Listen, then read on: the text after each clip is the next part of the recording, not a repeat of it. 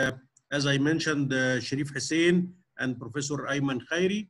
I think Amr Elhadidy now he will present his case and then Said Farah. Amr, please. Welcome, ya Said.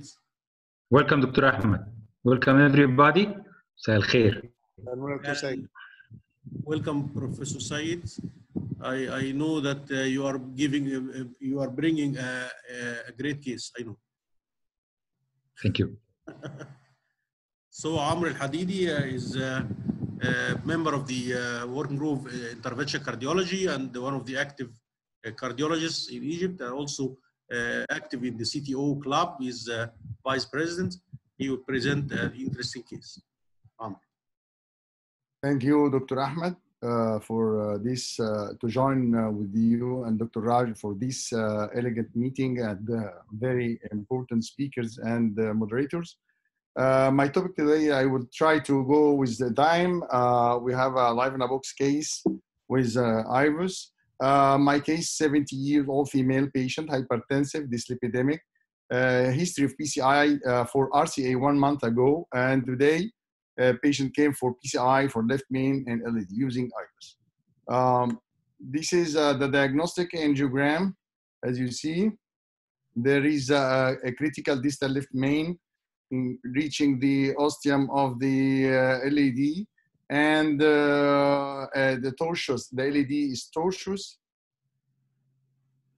And as you see here, the distal ElNady is also calcified. The proximal part of the ElNady and the distal left main is calcified with tortuous ElNady, as we see.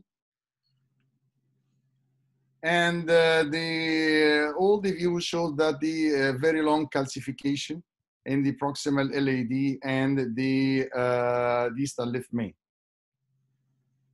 And this is his RCA. I will show you. This is the old RCA PCI for the RCA in 1 month ago before the session. The decision was after heart team discussion, and then the patient was refusing surgery for this, and this was the aim before, after we did the first primary PCI for the RCA 1 month ago, and after discussion, we prepared the patient for surgery, but the patient and his family, during this month, they changed their opinion and they want to continue for PCI. The approach, femoral approach, 7 French, using XP 3.5 7 French guiding catheter, using 2 wires, 1 wire in the ElNady and the other wire in the big ramus, as you see here. And then the decision was to do IVUS. The problem is that IVUS could not cross this calcified part of the ElNady, but we crossed till the distal left main, and we crossed the proximal part of the ElNady, but we could not cross more. And this is the IVUS that shows that there is heavy calcification, as we see nearly rounded around the proximal part of the ElNady and the distal left main, and the calcium is extending in the left main and reaching maybe the ostium, as we see the left main. And this is a shortcut that will look for the IVUS. This is the left main, the ostium of the left main, and the mid part, and this is the distal left main, and this is the proximal ElNady. As you see here, the area in the distal left main and the proximal ElNady is very small. And as you see here, we do a non-compliant balloon 3/15 to try to dilate this area, and we try to cross with the IVUS to see the distal part of this the ElNady. I mean, after the proximal part. We try to dilate, and after that, we cross with the IVUS and try to see what's going on. This is the IVUS after balloon. As you see, the proximal to mid part of the ElNady, and with heavy calcification, as we see, and this is the part of the very proximal ElNady, and then the distal left main, and we see that there is some delay in this view because the caster of the volcano caster could not withdraw easily because of the tortuosity and heavy calcium. And then after another balloon dilatation and compliance 3.5, we try to dilate the distal left main and the proximal ElNady. And after several balloon inflations with using 3.5, as we see here in the left main, and as we see here, there is some dissection in the left main and the ostium of the proximal part of the ElNady. So the decision at the time is to cover this part as soon as possible because the patient got severe chest pain, and we use 2 stents. The first stent is the distal one. We use 3 by 28 in the proximal part of the ElNady to the mid part, and then we use a longer stent 4 by 38 to cover the left main and the proximal part of the ostium part of the ElNady. And this is the first stent, 3 by 28. And then we, after deployment, we deploy the other stent 4 by 38 in the proximal part of the ElNady and left main. And we try here to find the best position to deploy the stent to cover the ostium of the left main and the proximal part of the ElNady. As you see, several views to be sure that you are covering the ostium of the left main and ElNady, and then deploy the stent. Then non-compliant balloon, as we see.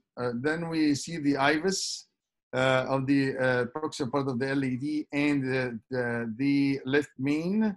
As we see here, there is still malapposition of the stent, and still the stent in the left main is malopposed, as we see.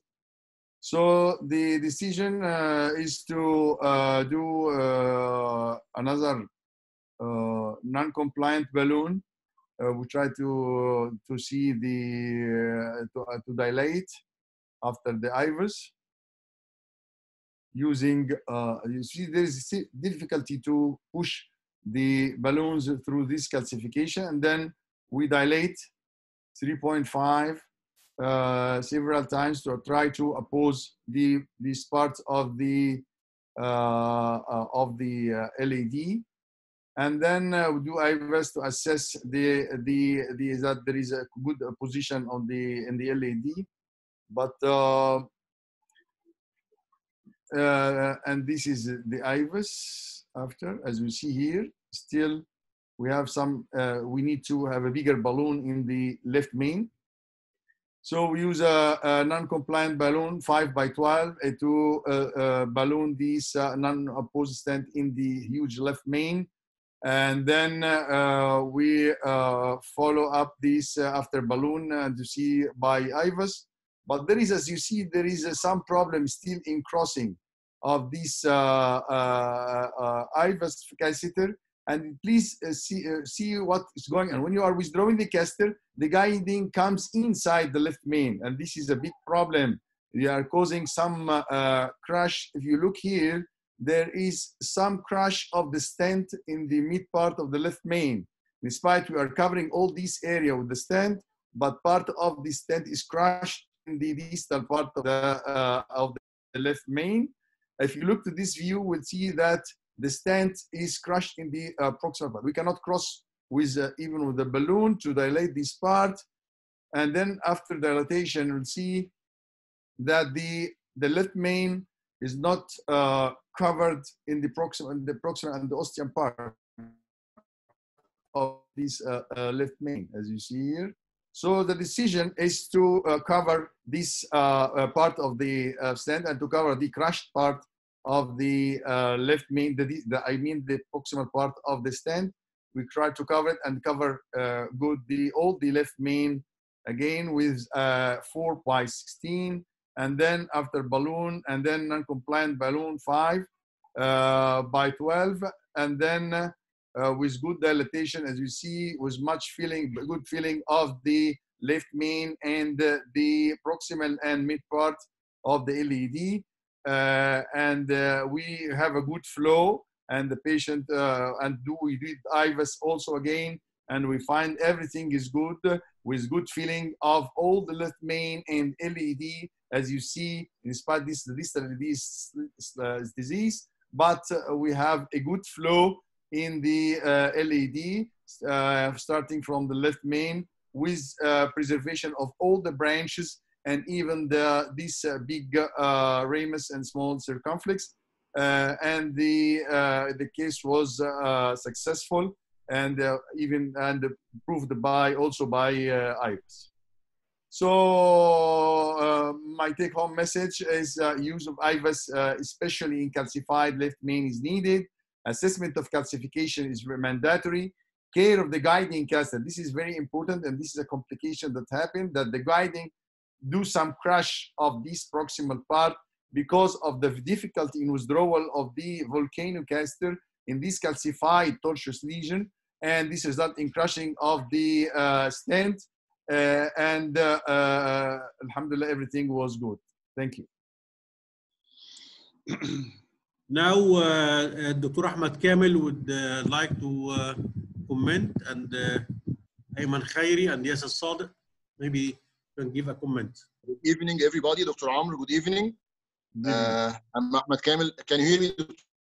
Yes. Thank you for this great case. Very brave, very well done, actually. But this illustrates how calcium may be nasty in the coroners.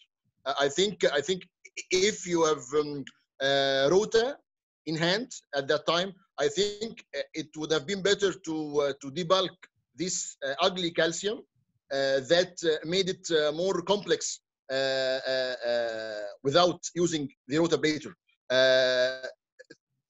Dilatation or actually, we have the rota in hand, but I tried first to use a balloon, because I saw that in the IVUS that the calcification is not rounded. So I tried to balloon. After finishing the case, we finished the case. But the problem, I saw that there is a crushing of the proximal part of the stent that was deployed in the left main. I mean, the stent is moved inside, which is which was not it was unexpected, because there is a difficulty in withdrawal of the micro and the volcano during from the calcium and tortuosity also of the. Yes, you have a stent. You have a stent deployed, and you have this nasty calcium. I think these are the two things that made it difficult to withdraw the IVUS catheter. Yes. It's a nice case, very well done, a good save. But I think if you had used the rota, it might have been much easier. Thank you, Dr. Amr. But thank you. After dissection and this dilemma, then it was impossible to use rota. Yes, but are you there, Ayman? Ayman خير انت معانا؟ طيب ياسر صادق موجود؟ ياسر صادق, are you there? موجود يا دكتور أحمد. Yeah, comment please. Thank you, Dr. Ahmed, for this elegant. Comment unbiased. قول الحقيقة. Thank you, Dr. Amr. As Dr. Ahmed Kamel mentioned, I would prefer to use rota before to put a stent and left main and bifurcation to facilitate the long-term prognosis for this patient. As you know, Dr. Amr, two-stent technique or bifurcation will be carries some sort of restenosis. So I think you did the job by balloons, but if I'm in your show, I will start with rota. Dr. Ahmed, I have a comment. Any brief comment or Professor Amin wants to comment. Dr. Amr. Sorry. Yes, Dr. Ahmed Magdy. Dr. Amr did a very good job, but I think we have two learning tips in this case. First, we missed the ostium of the left main during putting the first stent. And I think this is related to the view that have been taken. I think left anterior oblique would be more steep, so we can't miss the ostium of the left main. So I think position. I mean, left oblique. Yes, but when you review the slides, you see that the proximal part of the stent was not against the higher tip of the left main.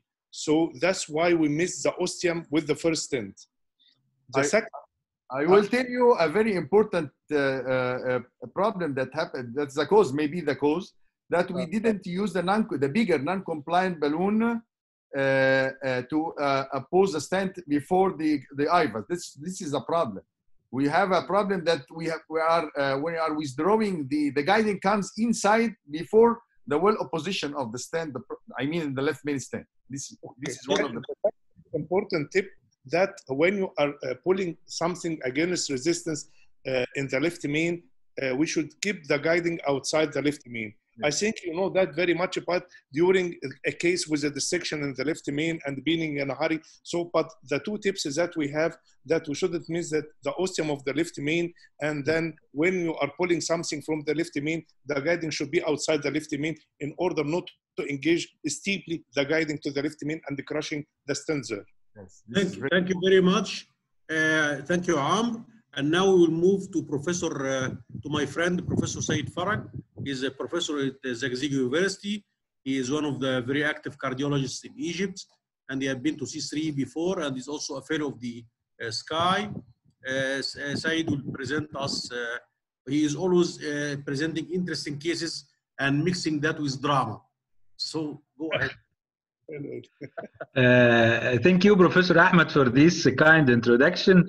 Actually, I'd like also to congratulate you and the working group of intervention and your team for bringing the C3 Intervention Academy USA here in Egypt. And I think it is will be well established. And I think I see a lot of expert faces, which I think a lot of juniors will get a lot of knowledge from them. Surprisingly, Dr. Magdy, this night is out of drama, because I know that there will be a lot of challenging cases, complex cases, a lot of high talented cases. So I prefer to do a simple task by doing a step-by-step case presentation